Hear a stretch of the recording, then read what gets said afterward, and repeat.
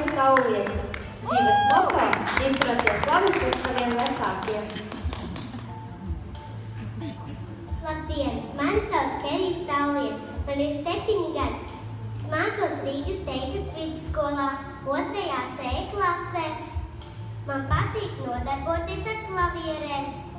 Es dziedu studijā Rasa, grupā Dzintariņi, trio Little Ladies, skolas ansambli un patikā soliste.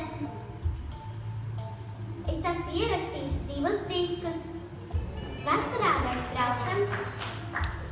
mēs braucam uz siltajām zemēm, bet ziemā mēs braucam slēpot.